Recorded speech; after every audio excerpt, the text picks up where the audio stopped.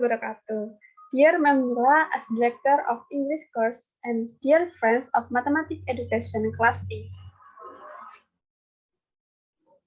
We are from Group 10, and please let me introduce our members. My name is Aprilia Cantika, and here are my friends, Ardia Yoga Pratama, Eka Aulia Ihsania Putri, and Carolina Kusuma. The subject of our presentation is about the concept of limit.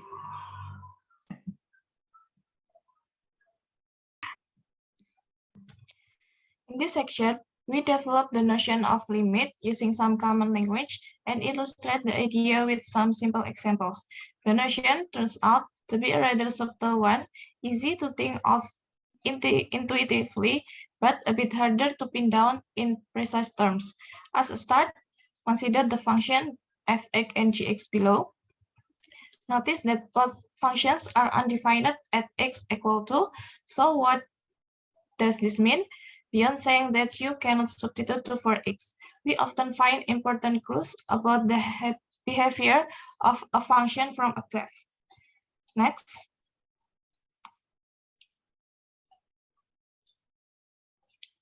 Notice that the graphs of these two functions look quite different in the vicinity of x equal to, although we can say anything about the value of these functions at x equal to, or since this is outside the domain of both functions, we can examine their behavior in the vicinity of the point. Next. We consider these functions one at a time. First, for these functions one at a time. First, for f(x) equal x squared minus 4, we compute some value of the function for x close to 2, as in the following in tables. Next.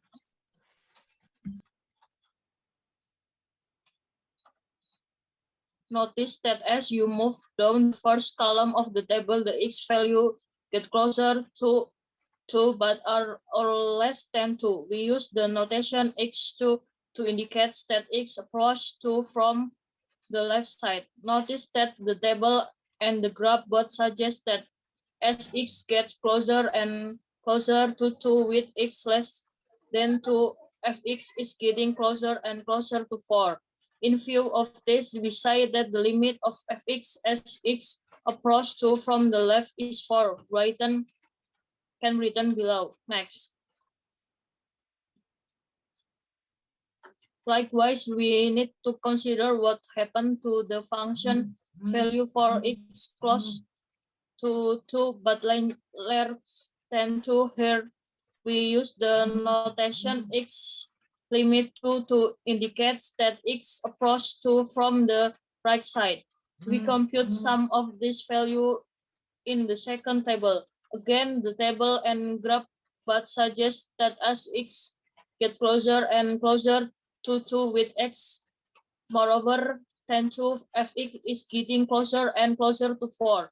In view of this, we say that the limit of fx as x approach to from the right is 4, written below. Next.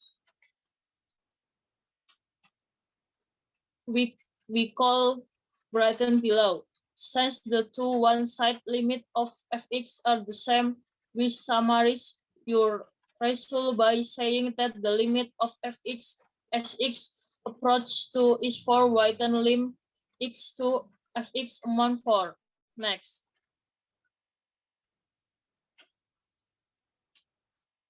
The notion of limit as we have described it here is intended to communicate the behavior of a function near some point of interest, but not actually at the point. We finally observe that we can also determine this limit algebraically as follows.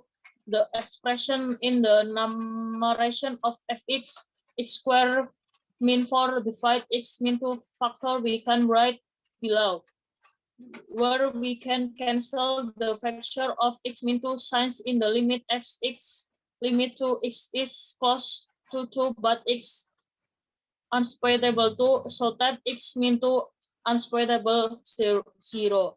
Next. Similarly, we consider one-side limits for gx equals x squared minus 5 divided by x minus 2 as x approaches 2. Based on the graph in figure 1.7b and the table of approximate function values shown in the margin, observe that as x gets closer and closer to 2 with x smaller than 2, gx increases without bound. Since there is no number that gx is approaching, we say that the limits of gx as x approaches 2 from the left does not exist. Written limit x approaches 2 from the left for gx does not exist. Next. Similarly, the graph and the table of function values for x bigger than 2 are shown in the margin suggest that gx decreases without bound as x approaches 2 from the right. Since there is no number that gx is approaching, we say that limit x approaches 2 from the right for gx does not exist. Next. Finally, since there is no common value for the one-side limits of gx, or in fact, neither limit exists, we say that the limits of gx as x approaches 2 does not exist, or written limit x approaches 2 for gx does not exist, and limit x approaches 2 for x squared minus 5 divided by x minus 5 does not exist. Next.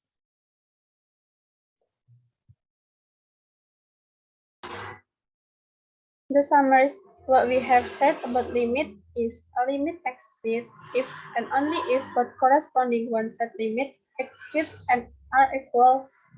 That's it, limit of fx x approach a equal L for some number L.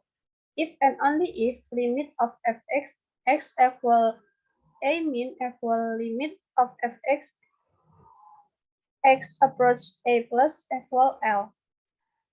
In other words, we say that limit of fx x approach a equal L if we make fx as close as we make like to L. By making x sufficiently close to a on either side of a but not equal to a.